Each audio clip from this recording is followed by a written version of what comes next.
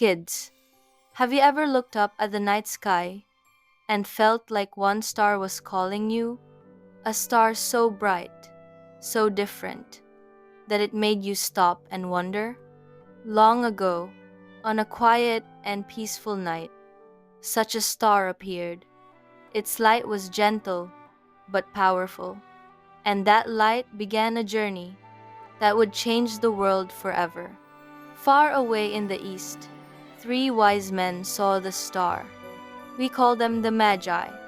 The moment they saw it, they felt something deep in their hearts. They knew this was not an ordinary star. They believed it was a sign from God. A great king had been born, a king who would bring hope to the whole world. The Magi were not ordinary travelers. They were respected scholars from Persia, Babylon, and Arabia. They studied the stars, the seasons, and ancient writings passed down for generations. People trusted them because they were peaceful, wise, and always searching for truth. Among them were three men known everywhere. Melchior, an elderly man with a white beard, gentle and full of wisdom. Caspar, a thoughtful scholar who understood the heavens and the stars. And Balthazar, a young, strong traveler from Arabia, brave enough to cross any desert. They had studied old prophecies that said, "A Savior will come, a king for all nations." And then, one night, the sky changed. A new star appeared, bright, steady, and shining, as if heaven itself had touched the earth. The Magi stepped outside. They looked up and felt their hearts move. Without fear, without doubt, they said, "This is the sign. The king has been born." They did not wait. They gathered food and water. They packed scrolls, maps, and warm clothes. They loaded their camels, and each Magi chose a gift. Carefully, prayerfully. Melchior chose gold, a gift for a true king. Caspar chose frankincense, a sweet perfume used in the worship of God. Balthazar chose myrrh, a precious oil that spoke of healing and sacrifice. These gifts were more than treasures. They were messages about who Jesus truly was.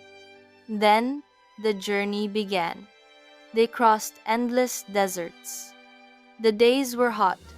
The nights were cold. Sometimes strong sandstorms surrounded them. Sometimes mountains forced them to take long, difficult paths. And sometimes dangerous travelers watched from the shadows. But no matter what happened, the star stayed above them, a light that never left, a promise that God was guiding them. People along the way would ask, "Where are you going?" And the Magi would answer softly, "We follow the star." To meet the newborn king, month after month, they traveled, until one night the star slowed, and then it stopped. It shone directly over a small town, Bethlehem. Their hearts filled with joy. The journey was ending. The star led them to a simple home, not a palace, not a grand mansion, a quiet, humble place, filled with warmth and peace. Inside, Mary held the young child Jesus. Joseph stood near them, calm and watchful. And when the Magi stepped inside, everything became still. The child's eyes shone gently, like morning light after a long night. He did not speak, but his presence filled the room with peace. The Magi fell to their knees. Melchior placed the gold before him. Caspar offered the frankincense. Balthazar laid down the myrrh. They had found the one they had searched for all their lives. not a warrior with soldiers, not a prince wearing a crown, but a child who would one day change the world forever. They worshipped him with full hearts because they knew they were standing before the true king. Kids, the story of the Magi teaches us something beautiful. They followed the light. They traveled far. They never gave up. And in the end, they found Jesus. So whenever you see a shining star in December, remember the three wise men who followed God's light with faith and courage. And remember this: anyone who truly searches for Jesus always finds him.